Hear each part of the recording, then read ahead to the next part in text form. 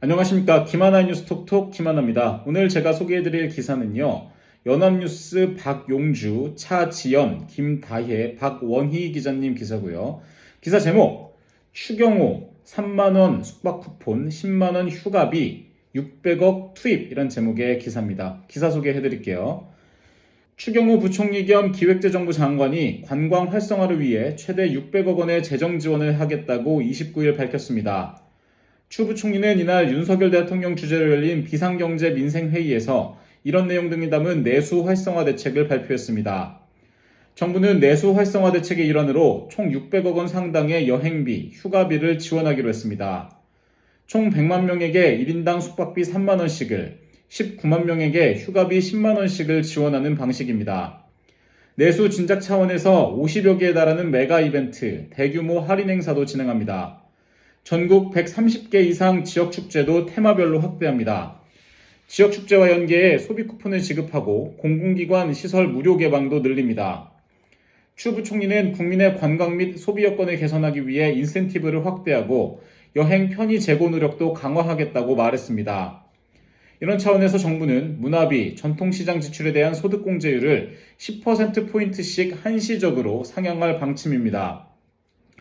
유원시설과 케이블카 입장권 비용도 기업의 문화 업무 추진비로 인정하기로 했습니다. 4월과 7월 공무원 연가 사용을 촉진하고 학교 재량 휴업을 권장해 여행 분위기도 조성합니다. 숙박비 지원 등으로 민간 여행 친화형 근무제도 확산시키겠다는 계획입니다.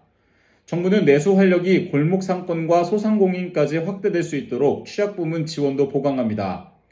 중소기업 소상공인 중심의 동행축제를 연 3회로 확대해 오는 5월 조기 개최하는 한편 온누리 상품권 구매 한도를 대폭 상향해 전통시장에서의 수요 확대를 지원합니다. 전통시장 테마 상품과 외국인 투어 상품 등을 적극 개발하고 결제 편의도 제고합니다. 먹거리, 금융, 통신 등 핵심 생계비에 대한 가계의 부담도 덜어준다는 계획입니다.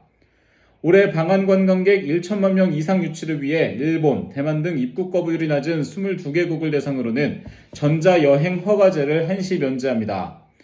추 부총리는 올해 방한 관광객 1천만 명 이상을 목표로 입국 이동 편의 제고, K 콘텐츠 확충 등을 적극 추진할 것이라며 한류, 먹거리, 의료관광, 쇼핑 등 외국인들이 즐길 수 있는 K 콘텐츠 업그레이드 노력도 강화하겠다고 말했습니다. 정부는 중국, 일본, 동남아시아 등 국제 항공편도 적극적으로 증편해 코로나19 이전의 80%에서 90% 수준까지 회복시키기로 했습니다. 추 부총리는 물가안정 기조 하에 취약부문을 중심으로 맞춤형 내수 활성화 대책을 추진할 것이라고 말했습니다. 내용은 좋죠. 다 좋죠. 근데 과연 이게 얼마나 실행 가능하고 또 아래서 받쳐줄까? 뭐 예를 들면은 이런 여행 분위기를 조성해도 기업에서 얼마나 이런 것들을 따라할 수 있을까?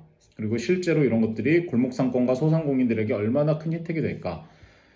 100만 명과 19만 명에게 각각 숙박비 3만 원, 휴가비 10만 원 지원하는데 과연 기준은 무엇인가? 나는 100만 명이 될 수 있나? 나는 19만 명이 될 수 있나?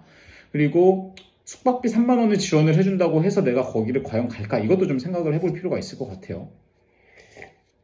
나는 나한테 숙박비 3만 원 지원해준다고 해서 내가 진짜 돈이 없고 바쁜 상황에서 가진 않을 것 같거든.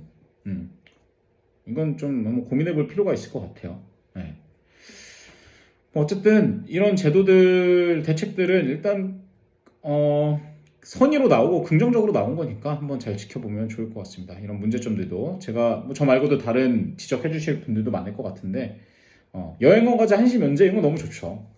근데 과연 숙박비 3만 원, 휴가비 10만 원 이런 것들이 얼마나 효과가 있을지는 의문입니다. 지금까지 김하나였습니다.